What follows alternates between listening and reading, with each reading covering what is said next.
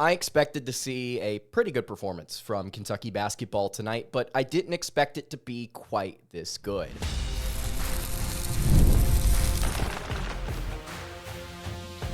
You are Locked On Kentucky, your daily podcast on the Kentucky Wildcats, part of the Locked On Podcast Network, your team every day. All right, what's going on, Big Blue Nation? Welcome on into Locked On Kentucky, your daily Kentucky Wildcats podcast. I'm your host, Lance Dawe, and on today's episode of Locked On Kentucky, we are going to be recapping Kentucky basketball's 123-52 victory over Kentucky Wesleyan. That's right, you heard me correctly, 123-52. Going to talk about just overarching thoughts. Obviously, a lot of really positive things to take away from this game. Going to dive into the individual performances, what we thought about a lot of different standout players. And then to wrap it up, we may overreact just a little bit to this team, because I don't know if I have seen as dominant of a victory, exhibition or no, during my time covering these Cats. So today's episode is brought to you by FanDuel. You can place your first $5 bet and you'll get started with $200 in bonus bets guaranteed. Just visit FanDuel.com to get started. Thank you so much for making Locked On Kentucky your first listen every single day. Want to remind everyone out there that we are free and available on all platforms. And if you are watching on YouTube, I would greatly appreciate it if you subscribe to the show. And if you were listening on podcasts, I would also appreciate it if you subscribed there as well. All right, let's go ahead and get into it. Once again, Kentucky victors in their first exhibition game underneath Mark Pope, 123-52. I've been under the weather for a few days now. I've had the flu, and it's been a little bit of a physical battle. Haven't felt that great, but I tweeted this out earlier, and I want to reiterate this verbatim. This game is better than any soup that I've eaten or any medicine that I've taken while I've been sick. This basketball right here is good for the soul. It's just like any type of soul food or any type of soup that you would want while you were sick or while you had a really bad cough, you wanted some medicine. This is exactly that for Kentucky fans. Again, 123 points to 52. Kentucky Wesleyan's head coach in the postgame actually apologized and said he expected to put up more of a fight. And frankly, I don't want to badger the team. I expected them to be more competitive in this game too. And honestly, I expected them to hit a lot more of their outside shots. They ended up going, I believe, 4 of 27 from beyond the arc. I expected for them to come in here and just throw down a barrage of three-pointers and for Kentucky to struggle a little bit on defense. Will we see that in future games? Quite possibly. We may even see it against Minnesota State whenever Kentucky plays them next week. But again, 71-point margin of victory. Here's a fun little statistic here for you that I dug up. Kentucky has had 2 games in program history where they have had a larger margin of victory in an exhibition game. They beat Asbury by 93 in 2016, and then in 2011, they beat Morehouse by 85. Those 2 Kentucky teams, that 2016 team went 32-6 and made it to the Final Four and probably would have won the title had it not been for Luke May's game-winning shot. The other team, the 2011 team, went 38-2 and won the national championship. I'm not telling you that there's an Anthony Davis on this roster. I'm not telling you that there is a roster full of 5 stars that's going to go out there and physically dominate every opponent that they see. I'm not even telling you that Kentucky's going to be as good or nearly as good on defense as that team was. But what I will say is that is notable. Over the last 3 straight seasons, Kentucky has struggled in their exhibition games. Struggled. And to actually turn around and utilize your offensive identity and go to your strengths and execute nearly to perfection, essentially to perfection, was just beautiful to watch. Let's dive into the numbers here for a little bit. Offensive efficiency was through the roof. In the blue and white game, Kentucky struggled a little bit inside the arc. Now, if you've listened to the show and if you've gone and listened to other people about analytics and if you've gone to actually look at what Kim Palm had to say about BYU a season ago, you'll know that underneath Mark Pope, BYU's been really good inside the arc.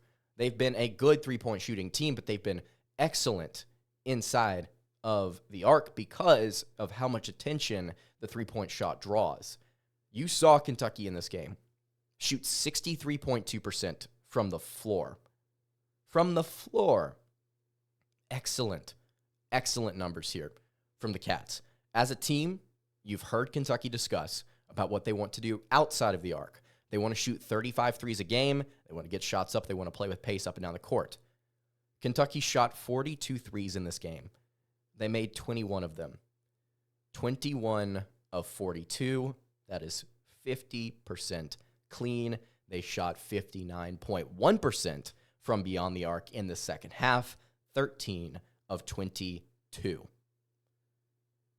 That is about as good as you're going to see an offensive performance from any college basketball team, any Division I, Power 6 college basketball team in an exhibition game or in a normal game this season.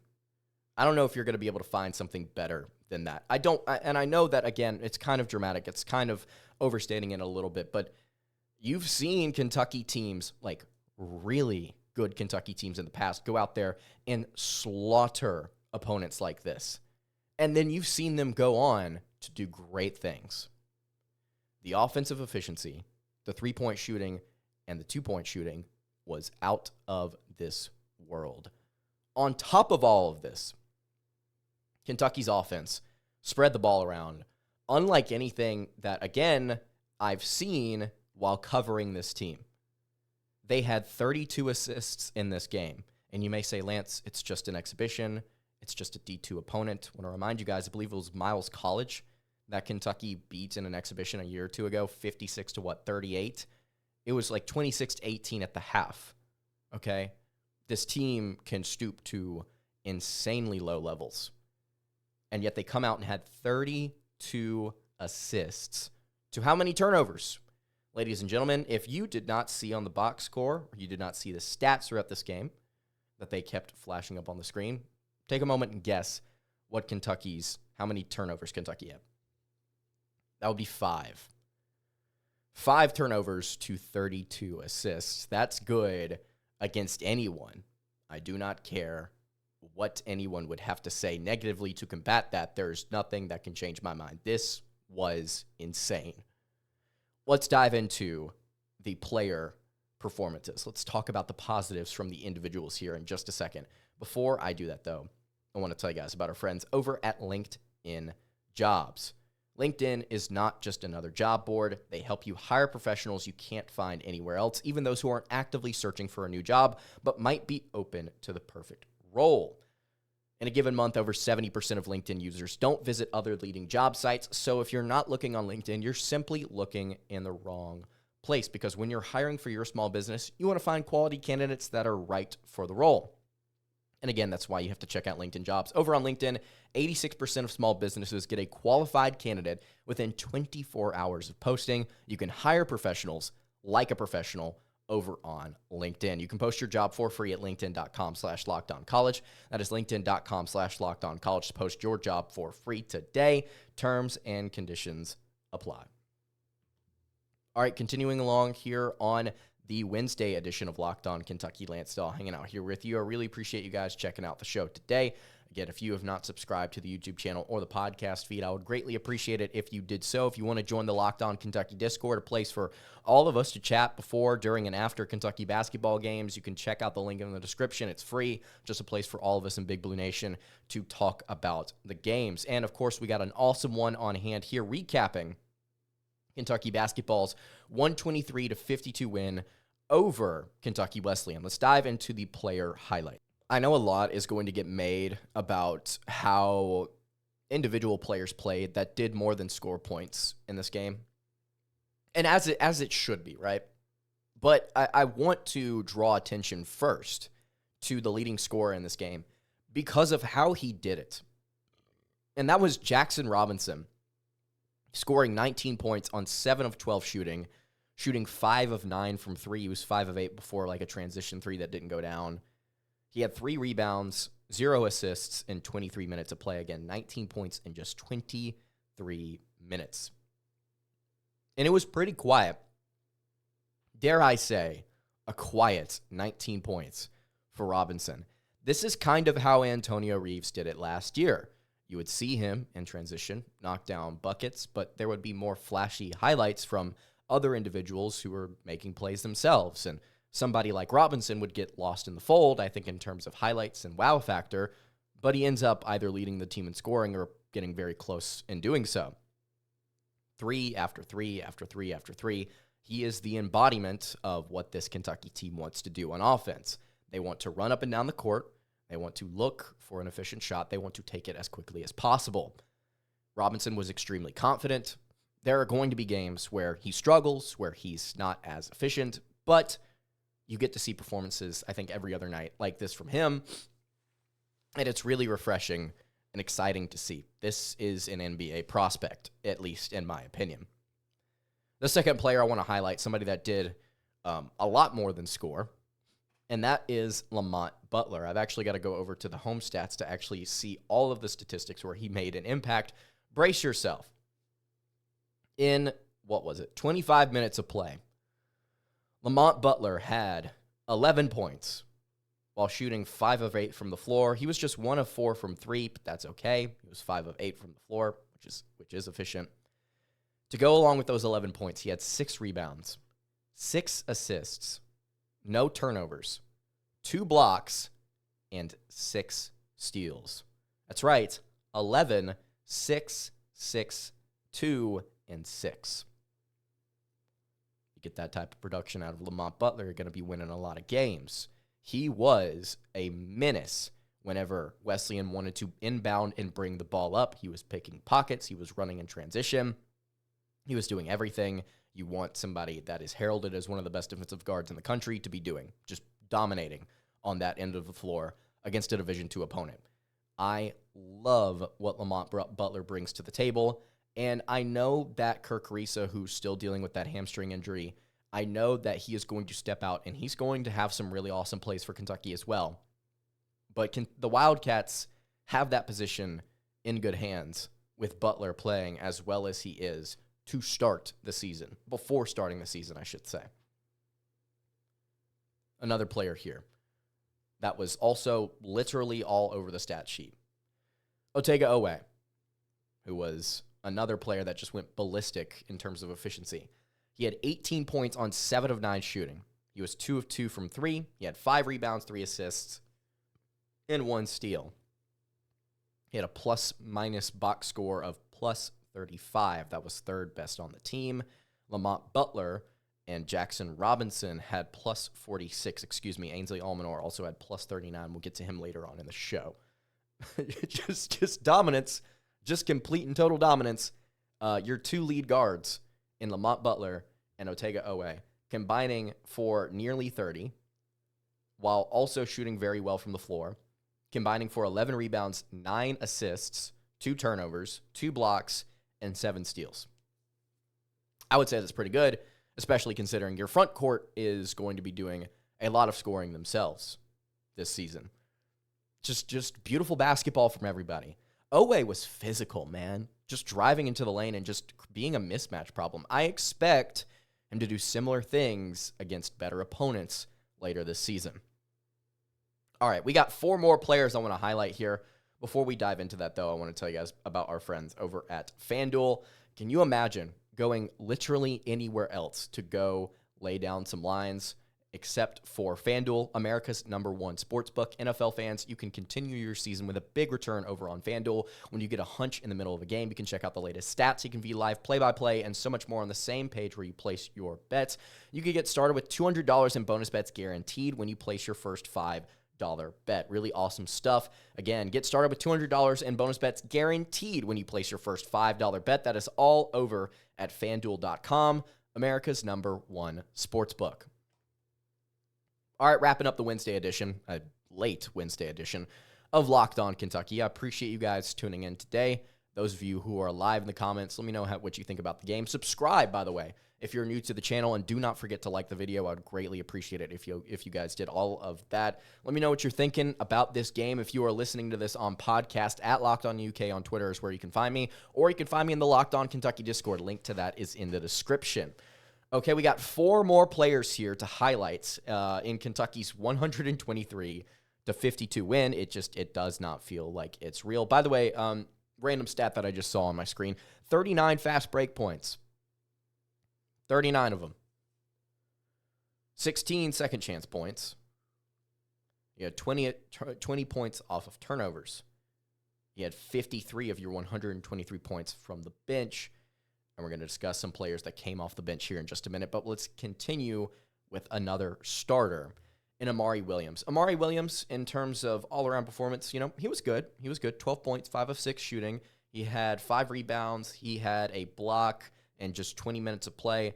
And, oh, by the way, player that was brought in for his passing had 6 assists and no turnovers. That's right. That's your 6'11", 240-pound center that had 6 assists and, again, no turnovers.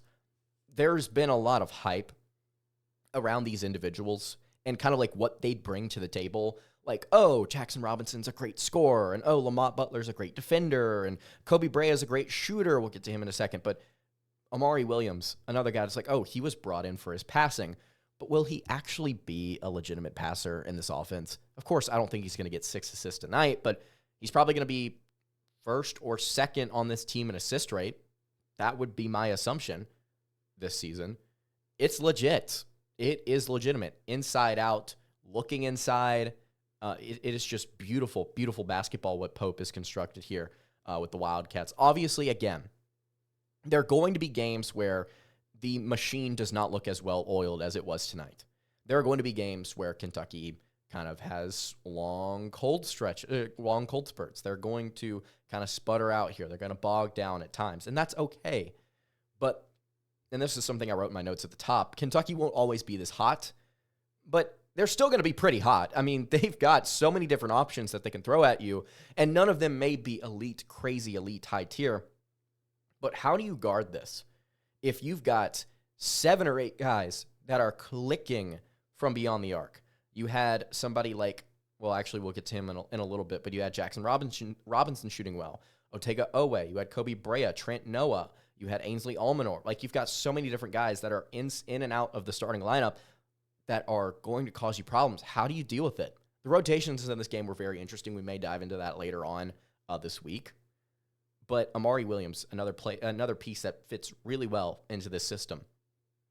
Kobe Brea, quietly as efficient as we expected in the preseason. 13 points, 5 of 7 shooting, 3 of 5 from beyond the arc. He had a rebound, 2 assists. He also had a steal in just 19 minutes of play, 3 of 5 from deep. That's what we expect from him.